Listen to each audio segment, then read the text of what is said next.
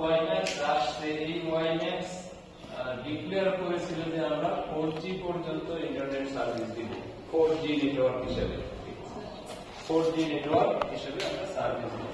তো 4G network হতে গেলে একটা ইন্টারন্যাশনাল যে ইন্টারন্যাশনাল বডি আছে ইন্টারনেট নিয়ে যারা করে বা ইন্টারনেট সংক্রান্ত বিষয়গুলো যারা কন্ট্রোল করে বা এইটার স্পেসিফিকেশন যদি তৈরি করে, তো তারা তাদের যে স্ট্যান্ডার্ড, সেই স্ট্যান্ডার্ড হচ্ছে যে 4G যদি হতে হয় তাহলে 4G এর জন্য স্পিড কত হতে হবে, minimum 100 Mbps, minimum 100 Mbps speed দিতে হবে, তাহলে এটা হবে 4G।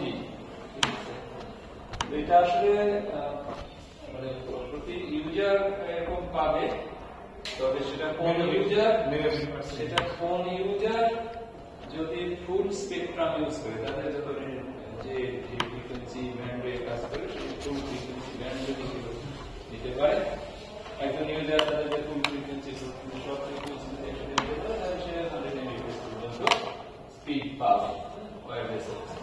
তো এটা যদি হয় তাহলে সেই স্ট্যান্ডার্ডটা 4G স্ট্যান্ডার্ড হবে।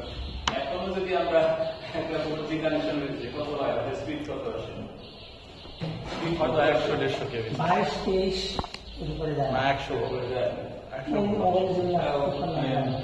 সব সময় না, তো হয়তো সামনে কিছু সময়। তো এখনো পর্যন্ত আমরা আমাদের মতো দেশে বা অনেক দেশে আসলে 4G যদিও বলা হচ্ছে স্পিড হিসাবে, টেকনোলজি ঠিক আছে, কিন্তু স্পিড হিসাবে কিন্তু সেটা 4G দিতে পারছে না। তো এই যে ওয়াইম্যাক্স যখন আসছে, ওয়াইম্যাক্স এর সাথে আমাদের অন্যান্য যে মোবাইল টেকনোলজি গুলো আছে, জিএসএম যে টেকনোলজি, সেই জিএসএম টেকনোলজির সাথে এই ওয়াইম্যাক্স টেকনোলজির খুব কম্পিটিশন হতে থাকলো। একটা সময় দেখা গেল যে জিএসএম টেকনোলজি তার নতুন নতুন সার্ভিস নিয়ে সামনে আসলো, যেটা 3G, তারপরে 3G এর অ্যাডভান্স ভার্সন 3.5G এই ধরনের আসতে থাকলো, যেটাকে হচ্ছে পরে একটা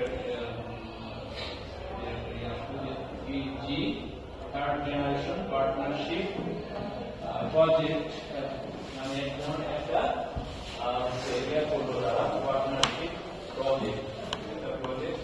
সারা বিশ্বে যারা যারা বিশেষ করে ইউরোপিয়ান এবং আমেরিকান যে কোম্পানিগুলো মূলত 3G নিয়ে কাজ করে, তারা নিজেরা একসাথে হয়ে একজোট হয়ে একটা নতুন নেটওয়ার্ক, সারাক্ষণ নতুন রিসার্চ এবং নেটওয়ার্ক ডেভেলপ করতে থাকলো, এবং সেই ডেভেলপমেন্টের সাথে আসলে ওয়াইম্যাক্স আর টিকতে পারলো না। এরা দিন দিন নতুন নতুন নেটওয়ার্ক আপগ্রেডেশন নিয়ে আসতে থাকলো, এবং নর্মাল মোবাইল দিয়ে আমরা যে স্পিড দিতে থাকলাম, সেখানে দেখা গেল যে ওয়াইম্যাক্স ব্যবহার করতে গেলে আমাকে নতুন ডিভাইস কিনতে হয়, আমার মোবাইল দিয়ে সরাসরি ওয়াইম্যাক্স পাই না, নতুন ডিভাইস কিনতে হয়, আবার স্পিডেও দেখা যাচ্ছে যে এর সাথে কম্পিটিশন বেড়ে গেছে। এক সময় আস্তে আস্তে ওয়াইম্যাক্স আর কাজ করলো না, চলে আসলো কোথায়, এই যে মোবাইল জিএসএম টেকনোলজি স্ট্যান্ড করে গেল, এবং এই 3.5G এবং তারই আপগ্রেড 4G নিয়ে আসলো, যেটাকে আমরা LTE বলি, এবং এখন এরা 5G এর দিকে যাচ্ছে, অনেক বেশি 5G ব্যবহার করা শুরু করে দিয়েছে। আচ্ছা, তাহলে এখন ওয়াইম্যাক্স আর তেমন ইউজ হয় না, খুব কিছু জায়গায় যারা আগে ব্যবহার করতো, অফিস এরকম জায়গায় কিছু জায়গায় ইউজ আছে, নাহলে আর তেমন কোনো রেগুলেশন নাই। এখন আমরা যখন এই ওয়্যারলেস নেটওয়ার্ক নিয়ে আলোচনা করি, তখন আমরা এখনো এই ওয়াইম্যাক্স এর বিষয়গুলো নিয়ে আলোচনা করি। এই ওয়াইম্যাক্স যদি ভালো করে না বোঝা যায় তাহলে 5G বোঝা যাবে, 5G বোঝা যাবে। ওয়াইম্যাক্স প্রথম 5G আসার জন্য যে টেকনোলজি দরকার, 5G বা 5G পরের যে টেকনোলজি, সেই সমস্ত টেকনোলজি আসলে মানে ব্যাকগ্রাউন্ডে যে টেকনোলজি থাকা দরকার, সেই টেকনোলজিটা প্রথম ব্যবহার করেছে ওই ওয়াইম্যাক্স। ওয়াইম্যাক্স কি ব্যবহার করেছে, সে ওয়েব ডিএম ব্যবহার করেছে। এই যে ওয়েব ডিএম ব্যবহার করেছে, এখন আমরা অনেক হাই স্পিড যে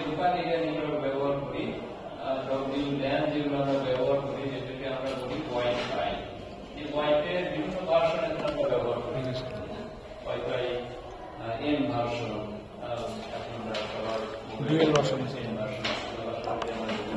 ইন্টারনেট ব্যবহার করে আমরা সবাই এন ভার্সন বা এন এরও আবার বিভিন্ন ধরনের ভার্সন আছে সেগুলো ব্যবহার করা হয়। তো এই যে ওয়াইফাই এত বেশি স্পিড দিতে পারে, ওয়াইফাই একটু অনেক বেশি স্পিড আমরা দিতে পারি ওয়াইফাই, বাট এটার এরিয়া হচ্ছে কম, অল্প ডিস্টেন্সে অনেক বেশি স্পিড আমরা পেতে পারি। তো সেখানেও দেখা যায় যে ওয়েব ডিএনএর বিভিন্ন টেকনোলজি, এই টেকনোলজিগুলো ব্যবহার করা হয় সেখানে। সো 5G বা 5G এর পরে 6G আসবে। এই 5G 6G এগুলোর যে বেস টেকনোলজি বা বেস যে ডিভাইসগুলো যে ধরনের এগুলো কাজ করবে, সেই কাজগুলো প্রথম শুরু করেছে ওয়াইম্যাক্স। ওয়াইম্যাক্সে ওই টেকনোলজিটা আমরা দেখেছি, সেই কারণে ওয়াইম্যাক্সটা একটু করে নিলে আমাদের কি হয়, ওয়াইম্যাক্সের সাথে পরিচয় করলে তারপরে 5G বা তারপরে যে ভার্সনগুলো সেই ভার্সনগুলো বুঝতে সুবিধা যাবে না, করে বুঝতে কঠিন। সেই কারণে সেগুলো করতে হয়। আর এখনকার যে টেকনোলজি আমরা আসছি, ওয়াইফাই অনেক বেশি স্পিড আমরা পেতে পারি। তারপরেও আমরা এখনো আমরা কি করাই, ওই যে প্রথম যে চ্যাপ্টারগুলো আমরা লিখেছি যে ওইখানে হচ্ছে ওয়াইফাই এবং ব্লুটুথ এই ধরনের টেকনোলজিগুলো ওখানে পড়ানো হচ্ছে। এই ব্লুটুথ এবং ওয়াইফাই আমরা এখনো কেন করি?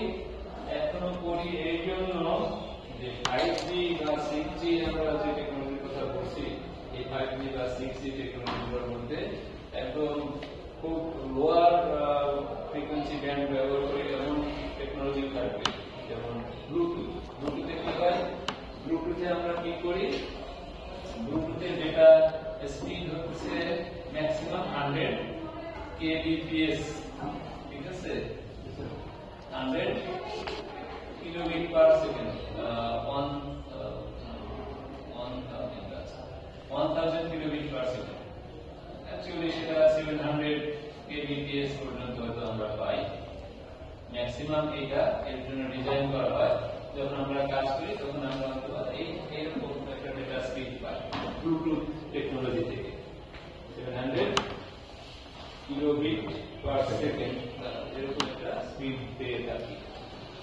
তাহলে এটা এখনকার আমাদের যে নেটওয়ার্ক ওয়াইফাই যে এন ভার্সন বা অ্যাডভান্স ভার্সন গুলো আছে, তার তুলনায় এই স্পিড কি অনেক কম, খুবই কম স্পিড। তাহলে কি আর ওই টেকনোলজি এখন থাকার দরকার আছে? যেহেতু ওয়াইফাই এত বেশি স্পিড দিতে পারে, আমাদের ব্লুটুথ টেকনোলজি থাকার দরকার আছে। খুব স্বাভাবিক দৃষ্টিতে মনে হতে পারে যে থাকার দরকার, কিন্তু বাস্তবে কি হচ্ছে, এই যে 5G যখন আমরা ইমপ্লিমেন্ট করতে যাচ্ছি, তো 5G তে আমাদের এমন অনেক নেটওয়ার্ক, এমন অনেক কাজ প্রয়োজন হচ্ছে যেখানে আমাদের ওয়াইফাই এর সমস্যা কি, ওয়াইফাই অনেক বেশি স্পিড পাই, কিন্তু ওয়াইফাই যে ব্যান্ডউইথ দরকার হয়, ব্যান্ডউইথ সম্পর্কে যদি একটু ধারণা থাকে, ব্যান্ডউইথ কি জিনিস, ব্যান্ডউইথ কাকে বলে? ওয়্যারলেস নেটওয়ার্ক বা ওয়্যারলেস টেকনোলজিগুলো কাজ করে, ব্যবহার করে ওয়্যারলেস এ কাজ করতে গেলে ফ্রিকোয়েন্সি ব্যান্ডউইথ, যে ওয়্যারলেস ডিভাইসগুলো ওয়্যারলেস নেটওয়ার্ক, সেটা হলো ফ্রিকোয়েন্সি ব্যান্ডউইথ লাগে। আমি যেটা রেডিও ট্রান্সমিট করতে চাই, যে রেডিও ব্যবহার করি, রেডিও শুনি না আমরা মোবাইলে, কি রেডিও শুনি?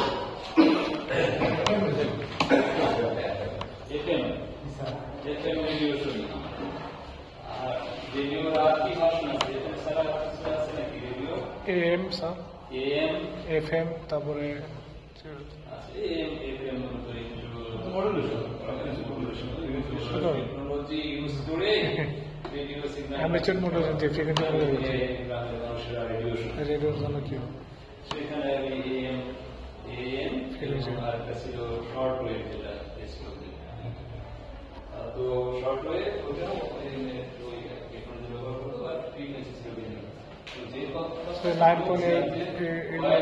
যে কোনো সিগন্যাল ট্রান্সমিট করতে গেলে আমাদের যেটা প্রয়োজন হয় সেটা হচ্ছে ফ্রিকোয়েন্সি ব্যান্ডউইথ, একটা চ্যানেল নাকি ফ্রিকোয়েন্সি ব্যান্ড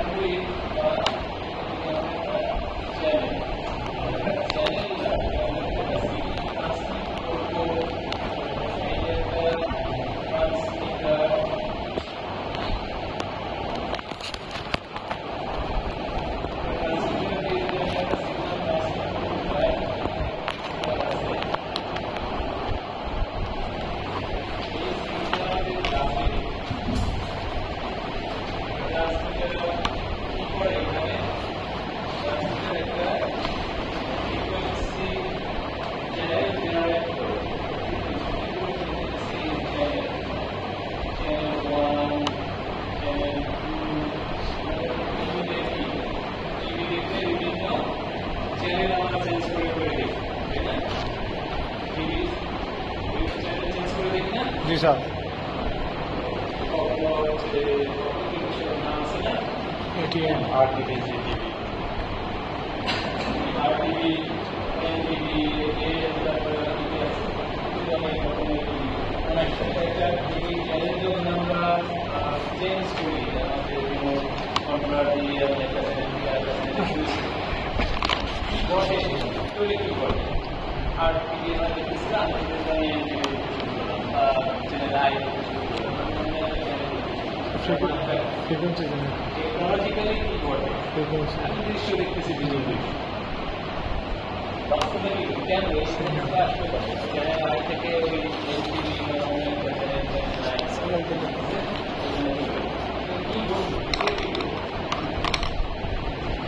কি ফ্রিকোয়েন্সি চেঞ্জ করে দেয় ফ্রিকোয়েন্সি চেঞ্জ করে চেঞ্জ করা ফ্রিকোয়েন্সি চেঞ্জ করা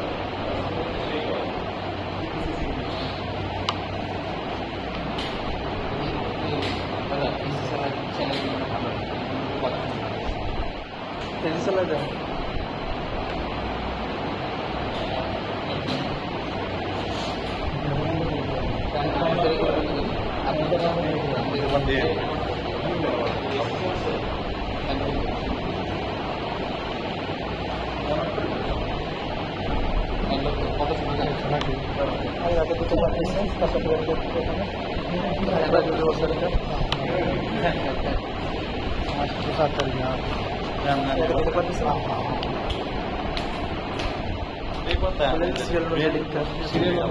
সিরিয়াল অনুযায়ী জানতে থাকো।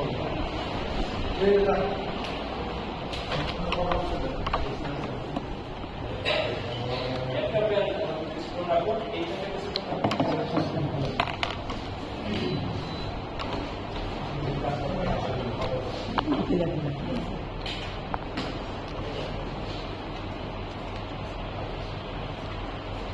আমার প্রবলেম হতে পারে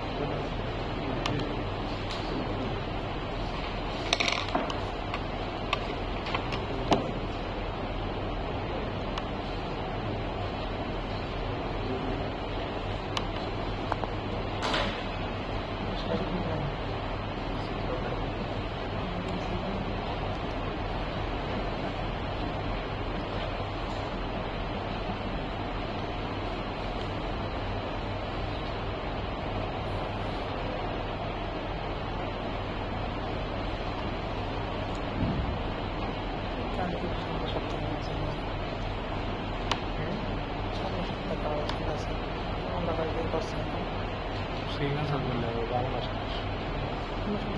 খারাপ না সামনের সপ্তাহে খাতা জমা দেবে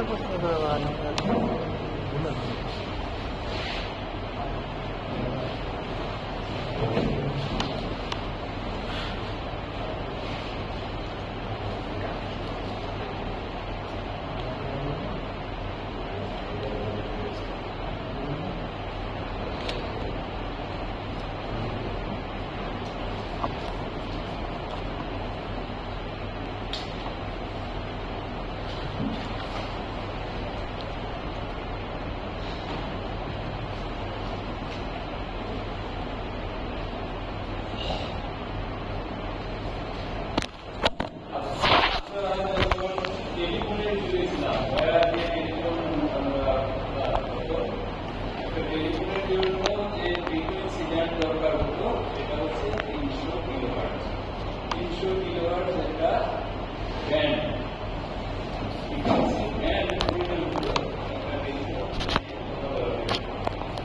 সেখানে কি করবো শুধুমাত্র আমরা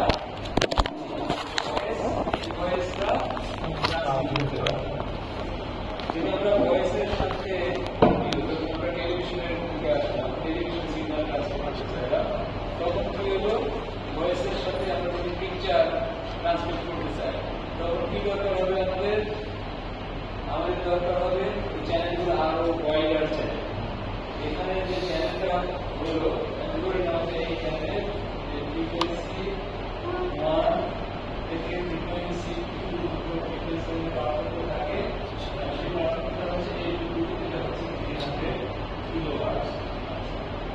যখন আমরা টিভি চালাতে যাই না, তখন দেখা গেল যে আমাদের ফ্রিকোয়েন্সি, একটা ফ্রিকোয়েন্সি x থেকে আর একটা ফ্রিকোয়েন্সি y, একটা চ্যানেল যদি দরকার হয়, তাহলে সেখানে আমরা ব্ল্যাক অ্যান্ড হোয়াইট টেলিভিশনের জন্য এটা দরকার হচ্ছিল 6 মেগাহার্টজ।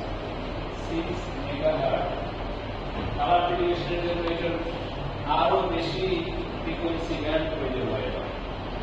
ঠিক আছে, তার মানেটা কি দাঁড়াচ্ছে? মানে কি, যত বেশি